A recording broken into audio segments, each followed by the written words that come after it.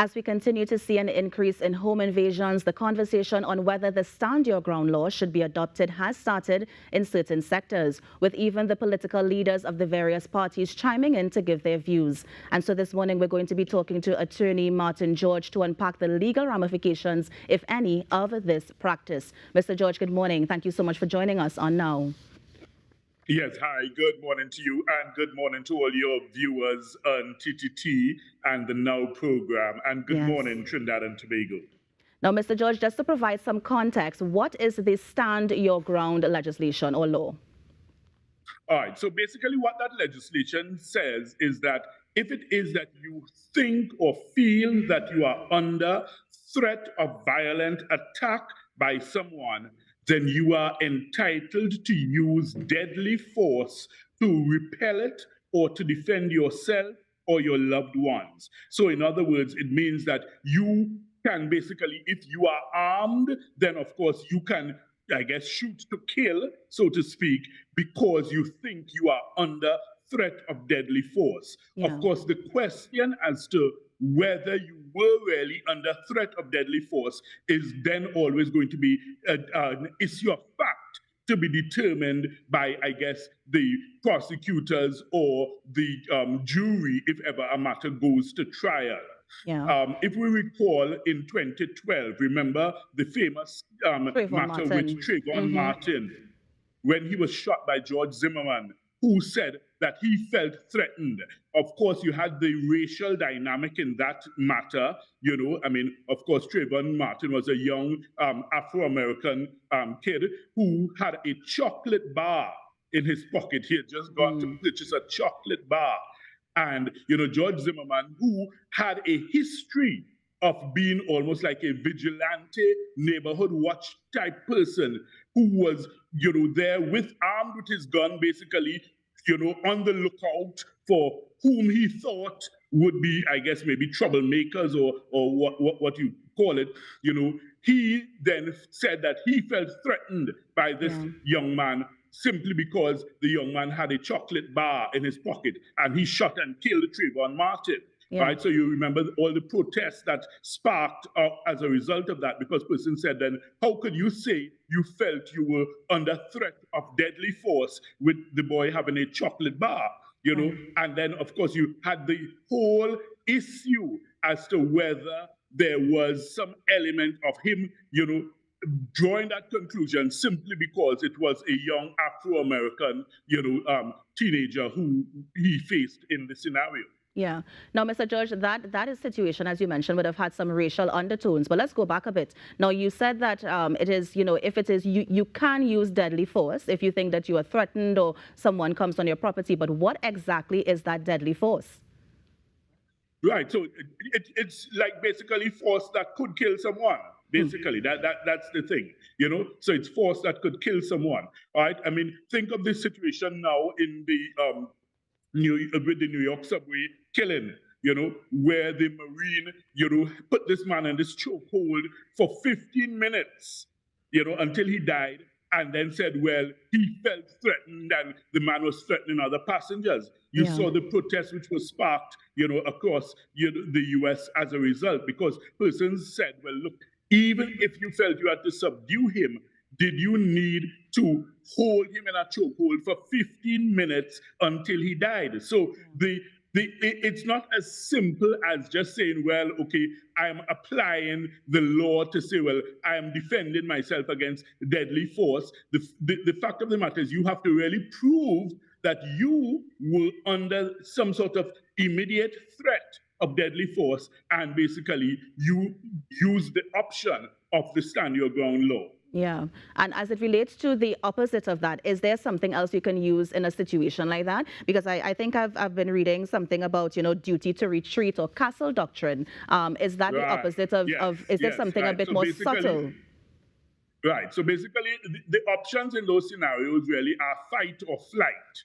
You know, so in other words, if you do have an option to avoid the confrontation, then of course that is something you ought to seek to exercise, if you understand me. So if someone is outside your fenced, walled property, you know, supposedly making a threat, All right. If you have the option to simply go inside your house and the person remains outside your wall, and you can call the police, and let them come and deal with it, then certainly you do have a duty to exercise that option, rather than simply running up to your wall, reaching over your wall and shooting the person and saying, well, I stood my ground. Because really and truly, you can't say that you had no other option. So that's where that comes in, because you have to consider the alternatives. So to say that Trinidad and Tobago should adopt this legislation as a solution to the crime problem, I'm not sure. I think it's an oversimplification, and it's a nice catchphrase, but really and truly, it does not deal with the root causes of crime and criminality in Trinidad and Tobago. You have to consider also, you've heard many business persons and lots of persons in the society in Trinidad and Tobago clamoring for getting legal firearms. Most of them say that they've not been able to get. So if you don't even have the means to protect yourself, then having the legislation is useless, because you are a sitting duck anyhow if you don't have any serious means to protect yourself. So I'm not sure it really Mr. George, necessarily is applicable. Well, let's also look at our local context as well, because what law or legislation do we have? Is it only the Larceny Act, or is there something else that guides us in terms of common law as to what we can do with these when somebody invades our homes and how we can protect our property? Well, of course, we all have the right to self-defense and defense of property and defense of loved ones. That's part of the common law in Trinidad and Tobago. It's part of our jurisprudence for years. We've had many situations where persons have been successfully using that to say, well, look, I was under this kind of threat, and therefore I had to defend myself. So our law is really self-defense. Stand your ground goes a little bit further, where basically you're saying that, look, even though I am not just only defending myself, I am allowed to attack with deadly force. You see, so then, Mr. George, is the difference really just the wording? Because with stand your ground, right? No, you can use deadly force. I mean, because I mean. Let's give an example with the Arangwe situation. That family was held under duress for a long time. And you mentioned earlier that there are options you can use before employing something like stand your ground. So in a situation like that, this perpetrator has come onto your property. They're causing your family stress. They may have tied you up. You are basically you're a victim in this situation. Is there nothing you can do to defend yourself at that point, apart from calling the police officer and hoping that they come on time to, to deal with the issue? All right, so let me clarify. In terms of self-defense, you always have to measure the level of force or the level of threat used in the attack, and you have to ensure that you don't give an overly excessive reaction.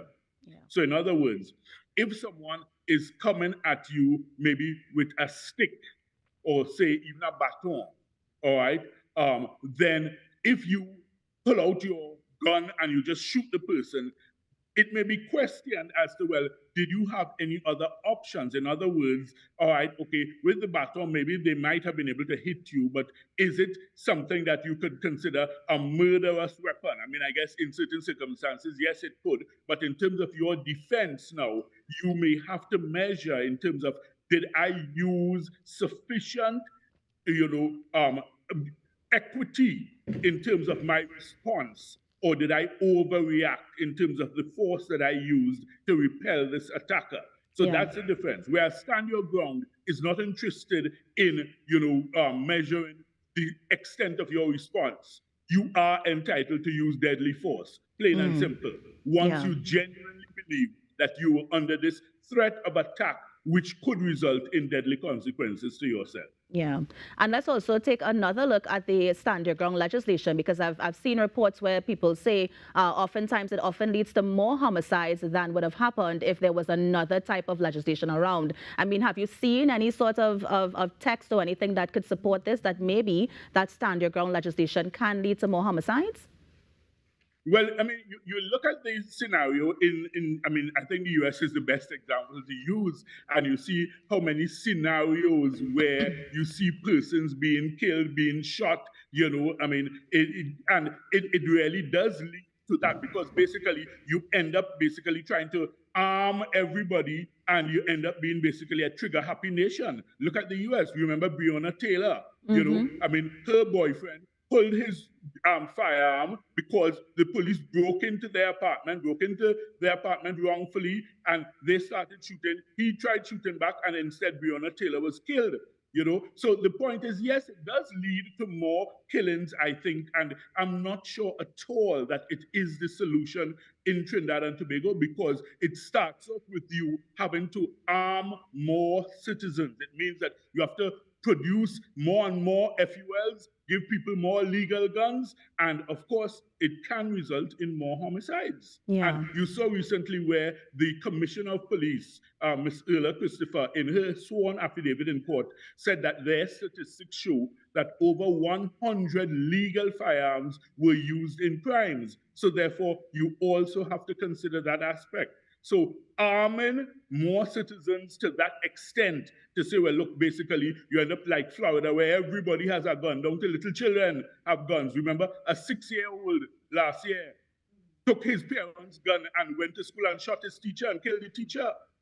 So I mean, do we really want that type of scenario in Trinidad and Tobago? Yeah. By contrast, you look at somewhere like Japan, which has very strict gun laws, and they are very restrictive in terms of giving out legal firearms, and as a result, their homicides from firearms are among the lowest in the world. So we have to do that balancing act. And I don't think that, just bandying about these catchphrases and these nice sounding words to say, oh, stand your ground legislation. I think it's by far too simplistic an idea to solve Trinidad and Tobago's crime. Mr. George, are there any other jurisdictions that practice the stand your ground or any sort of variation of this, or is this simply a U.S. sort of legislation? Your question just Mr. George? Silent, sorry. Can you hear me now? Let me know when you're hearing me. Right, I'm hearing you now. Hearing you now? Yeah. So I was just asking, is there any sort of stand your ground legislation anywhere else in the world? Went again. I went again. Sorry. Can you hear me? I'm not sure what's happening, but you're going in and out in terms of your Mr. George, let me know when you're hearing me. Can you hear me now? I'm hearing you now. You're hearing me now? You're still hearing me? Yes, you said okay. What other jurisdictions? Yeah, so are there other jurisdictions where this stand your ground legislation exists, or is this just the U.S.? All right. Mr. George, I think you lost me again. From the first part of the question, I heard you said, are there other jurisdictions where the stand your ground law has been proven effective? Well, not effective, but maybe exists. But yes, you can answer to the effective point, because I don't want to lose you again. So the thing is, I mean, it's a legislation which I think generally has shown that it only really has limited success in terms of any crime reduction. It's really more for protection of persons and to give you the right, if you are already an owner of a legal firearm, the right to say, well, look, I can use deadly force in the circumstances. But it's not something that at all I would suggest has been proven in any jurisdiction to have any success as a crime reduction strategy. Yeah, and we're almost out of time, Mr. George. My final question, I hope you're hearing me. Earlier you would have mentioned that maybe the legislation isn't needed, but what's needed is maybe faster work as it relates to our justice system. Can you speak some more to that in terms of how we can bring criminals to justice as sort of a preventative measures for others who may want to go down that same road? Right, well, I mean, definitely the justice system in Trinidad and Tobago has been, stymied for years, decades, with its, very slow progress. I mean, I think the locus classicus is the set of Piaco cases, which we know took about 18 years at least in the system, only to have them, dismissed and thrown out. And, so really and truly, we have a poor track record in that regard. In fairness to the judiciary, there have been attempts to start to speed up things. You have the criminal proceedings rules, which have been enacted, and that has started to make some progress. You have the paper committals legislation, which has been enacted, whereby you are able to do a preliminary inquiry on paper as opposed to calling each witness to give their testimony from the start all over again. So there are things that are being done. However, there's still need for greater efficiency and efficacy in the dispensation of justice. The DPP has been repeatedly calling and saying that he does not have enough staff or resources. And well, of course, we saw recently he had a meeting with the Attorney General, hopefully to address these issues, but we are not where we should be. That's a fact, and that is a major issue in terms of the overall delivery of justice in Trinidad and Tobago. Mr. George, let me thank you so much. Always a pleasure when you visit us here on the Now Morning Show. Hopefully one day we can see you in studio, although I know that you're in beautiful Tobago. So please enjoy the rest of your day. And thank you so much for joining us on the Now Morning Show. You're welcome.